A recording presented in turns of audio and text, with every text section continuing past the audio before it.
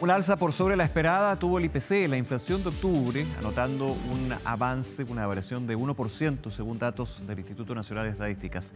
Un incremento que se debe en gran parte al alza en los precios de la luz y los alimentos, dejando la inflación en 4,7% en 12 meses, lo que lo aleja aún más de la cifra del rango meta del 3% del Banco Central. Vamos a analizar estos datos, una semana compleja en términos de datos económicos con el economista senior de Scotiabank Chile, Aníbal Alarcón. Aníbal, un placer, gracias por acompañarnos. Muchas gracias, Nicolás, por la invitación. A ver, vamos con el IPC primero. Sorprende, se esperaba entre un 0,6%, llega a un 1%. ¿Se explica en gran medida por el alza de la luz que ya se había ido incorporando, digamos? Sí, es verdad. En gran medida este registro sorprendió al mercado al alza. Se esperaba 0,6, como dices tú, y sorprendió principalmente por alimentos, porque el alza de tarifa eléctrica, si bien explicó casi la mitad de la inflación del mes de octubre, sí, era esperada. Claro, se proyectaba, por eso te hacía la duda. Sí. ¿Cómo sorprende, cómo se llega a un 1% y se proyecta un 0,6 promedio, digamos, si el alza de la luz estaba incorporada? Aquí los alimentos hicieron lo suyo también. También este registro era esperado, entonces tarifa eléctrica de forma directa incidió muy fuertemente en el IPC de octubre.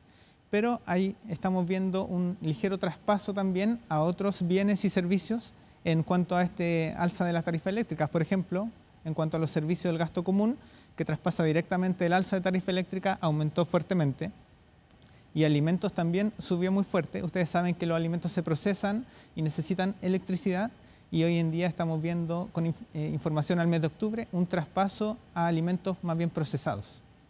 Claro, y eso es bien interesante, Aníbal, como tú lo mencionas, porque finalmente, claro, cuentas de la luz, 12,8% en el mes, 45% en lo que va del año. Se espera también un nuevo reajuste al alza de las cuentas de la luz, súper esperado, digamos, en enero.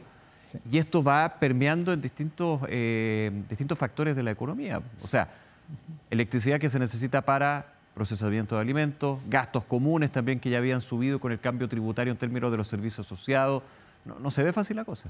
No se ve fácil, entonces el registro de inflación de octubre nos deja más bien pesimistas y con muchas preocupaciones. No solo tuvimos inflación en el mes de octubre, también tuvimos una alza generalizada de precios, principalmente de servicios. Por lo tanto, no solo al Banco Central le va a preocupar en la decisión de política monetaria de diciembre que tengamos un registro de inflación alta, sino que también que estamos viendo muchos productos subiendo de precio en comparación con el mes anterior. Y nosotros creemos en Scotiabank que esto va a seguir pasando por lo menos en los próximos 6 meses, porque principalmente en la primera parte del año siempre se concentran los reajustes de precios que se hacen por una vez, claro, por la inflación del año anterior. Entonces vamos a tener reajustes nuevamente en gastos comunes, vamos a tener reajustes en los servicios de educación, en los arriendos, y a todo esto se le suma una nueva alza de tarifa eléctrica que viene en enero. Aníbal, en ese sentido, ¿hay un cambio en las perspectivas, en las proyecciones? Te lo pregunto por el IPC, después vamos a hablar un poquito de crecimiento, que también fue un dato bien negativo, digamos, durante esta semana. Sí. Pero en términos de inflación, ¿cambia la mirada hacia fin de año y lo que se viene el próximo año? Sí, cambia un poco la mirada. Como te decía, este registro podría haber estado dentro de las expectativas del Central si uno mira en conjunto el IPC de septiembre con octubre. Pero la sensación en el margen con este IPC de octubre es más bien pesimista. Tuvimos alta difusión. Por lo tanto, no está garantizado que en los próximos 2 meses, noviembre y diciembre, tengamos inflaciones bajas. Yeah. Podríamos tener registros de inflación altos en noviembre de todas formas por una reversión en precios de vestuario, podríamos ver reversiones en precios de equipamiento. Tú sabes que en el mes de octubre tuvimos el Cyber Monday, y eso generó fuertes caídas en el vestuario y en el equipamiento. Precios que luego subieron. Y deberían subir nuevamente en el mes de noviembre. Ya. Eso ya lo vimos en mayo y junio y en julio de este mismo año, y podríamos verlo de nuevo ahora en noviembre. Por lo tanto, no está garantizado que en los próximos 2 meses tengamos inflaciones muy bajas. Baja, buen concepto, porque quiero ahondar en lo que fue el dato anterior. Aquí estamos con el de octubre, sorprende a la bala, digamos, con un 1%. Pero el de septiembre fue un dato bien positivo, considerando que los precios generalmente suben con fuerza en lo que tiene que ver con fiestas patrias y especialmente en lo que fueron varios días de celebración. Sí, así es. Nosotros creemos que el Central va a hacer la lectura de los 2 meses en conjunto. Ya. Ellos reconocieron una sorpresa a la baja en la inflación de septiembre, y ahora en octubre tendrían una sorpresa al alza. Por lo tanto, cuando se ve esto en conjunto, al final el Banco Central no tuvo mucha sorpresa. en el detalle, vimos caída en algunos productos importantes para septiembre. Por ejemplo, el precio de las carnes cayó, fue llamativo, y ahora en octubre subió fuertemente. Entonces hay que mirar los dos registros en conjunto, pero a última línea es un registro preocupante para el Banco Central y que va a condicionar en parte la baja que ellos tienen proyectada para la TPM en diciembre. Eso, en diciembre se va cimentando con más fuerza que sigue la baja en la tasa política monetaria por parte del Banco Central. En el escenario base nosotros creemos que sí, esa baja va a estar, pero va a estar con mayores dudas. El Banco Central se va a mostrar mucho más cauteloso respecto de la baja. En términos de la magnitud de la baja. En términos de la baja propiamente tal. Ya, llegarlo a 25 puntos base, por ejemplo. La baja en el escenario base que tiene el Banco Central es de 25 puntos base. Sí. Todavía falta un registro de inflación, que va a ser el de noviembre y va a ser determinante para saber si el Banco Central se va a inclinar por recortar la tasa en 25 puntos base. O llevarlo a medio punto, eventualmente. Difícil. Difícil a la luz del registro de inflación de octubre. Más bien, nosotros creemos en Scotiabank que el Banco Central va a discutir las opciones de mantención de la TPM o de recortar 25 puntos base, que es el escenario central hoy día. Y también mirando el escenario externo, que ha estado bastante volátil, con un tipo de cambio que se está depreciando, por lo tanto representa más riesgos para el Banco Central. Vamos con eso, porque el dólar, de hecho, que en algún minuto lo veíamos estable dentro, ya olvídense de ese 540 que hace un par de años, no hace tanto tiempo uno veía el dólar, siempre por sobre los 900 pesos, peleando entre los 850, 900, pero muy cerca ahora de volver a 1000 pesos. Sí. 975, los últimos registros. ¿Cómo están viendo el dólar, que impacta también de manera importante a la inflación? ¿Por qué? Porque los productos importados finalmente les pega el dólar. Sí. Lógico. Así es. Por eso mencionaba que el Banco Central tiene mucho más focos de incertidumbre de cara a la RPM de diciembre. Ya en la RPM anterior estaba señalando que hay focos de incertidumbre por el lado externo, por el lado del conflicto geopolítico, pero hoy en día el tipo de cambio está aumentando, el dólar está alejándose del 950, por lo tanto estamos viendo ahí mayores presiones inflacionarias. Nosotros creemos que en el escenario externo tenemos más incertidumbre. El tipo de cambio, en parte desde hace varias semanas, ya estaba reconociendo una probabilidad del triunfo de Donald Trump en Estados Unidos. Por lo tanto, hay algo de esto incorporado en los precios, pero sin duda es un sesgo a mayor inflación en los próximos meses. Y aquí los elementos son bien dinámicos, porque por un lado tenemos un dólar que vuelve a ubicarse en niveles altos. De hace mucho tiempo hacemos la comparación, digamos, pero acercándose a 1000 pesos. Y en ese sentido había algo muy positivo para la presión inflacionaria, y lo hemos visto en los combustibles, precios de los combustibles que han ido a la baja con una tendencia bastante importante. La última variación que informó ENAP de cerca de 30 pesos de baja. Sí. Esto puede ir cambiando también, o sea, tiene un elemento que es positivo para ir sacándole presión a la inflación, pero te aparece otro. Claro. De hecho, en el IPC de octubre, las gasolinas tuvieron una incidencia negativa importante. Claro. Bajaron hace poquito casi 30 pesos las gasolinas, pero lo que pasa es que vemos efectos rezagados del tipo de cambio en las gasolinas por la implementación del MEPCO.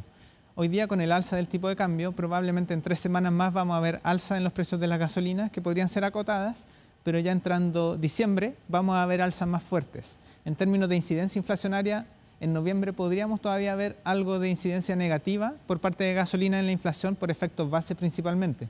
Pero ya a partir de diciembre las gasolinas impactarían positivamente en la inflación. Aníbal, otro dato tan relacionado evidentemente que se dio durante la semana fue el IMASEC.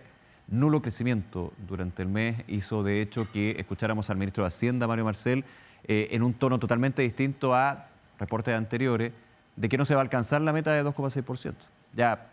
Y por una cosa lógica, un nivel de realismo, digamos, no nos queda nada para cerrar el año. ¿Actualiza y cambia también la mirada de Scotiabank con respecto al crecimiento para este año y mirando también el próximo? Sí, sin duda. El registro del IMASEC recién pasado es bastante negativo. También nos sorprendió a nosotros negativamente. Desde cualquier punto de vista que lo miremos, fue bien negativo a nivel de sectores económicos, también en términos desestacionalizados. Por lo tanto, nosotros ajustamos a la baja nuestra proyección de crecimiento a 2,4% para este año. Lo propio hizo el Ministerio de Hacienda, reconociendo que podría tener menores ingresos por el menor crecimiento que se proyecta. El Banco Central está más o menos en esta línea de crecimiento en torno a 2,4%, pero no es un crecimiento del que podamos estar orgullosos. Recordemos que solo por efecto base, el crecimiento de este año podría haber estado en torno a 2%. Claro. Entonces, en términos de dinamismo, en este año vamos a tener casi medio punto porcentual de dinamismo solamente, y el resto serían efectos base, así que... Ahora, si uno mira el atrás, claro, es bastante más positivo crecer un 2% que no crecer, como sucedió el año pasado, pero finalmente un 2%. Claro, esa misma variación de cero que tuvimos en el año pasado genera bases de comparación bastante poco exigentes para este año. A nosotros en general durante el año nos sorprendió el poco dinamismo que ha tenido la inversión privada. La inversión privada nosotros esperábamos que se fuera ejecutando más rápido. Por otro lado, la inversión pública se ha ejecutado fuertemente, pero nuestras proyecciones ajustándose a la baja se explican más bien por una inversión privada que está ejecutándose de forma lenta y se ve a través de indicadores, por ejemplo, en el sector de la construcción que todavía no repunta. Eso, interesante. El sector de la construcción no ha repuntado, pese a que hay otros que le ha ido bastante bien, hay que decirlo, en comparación año a año. Quiero referirme al comercio, digamos. Ahora, el tema de la inflación lo linkeo con nuestro primer punto. Aquí está todo hiperconectado, recordemos. El tema de la inflación puede favorecer o ser un punto negativo para el comercio que ha estado apuntalando durante este año, con base de comparación también de 2023, que obviamente hay que tener en cuenta. Claro. La inflación siempre es complicada para las ventas del comercio. Claro. Por lo tanto, para el comercio las perspectivas en lo que queda del año son más bien moderadas.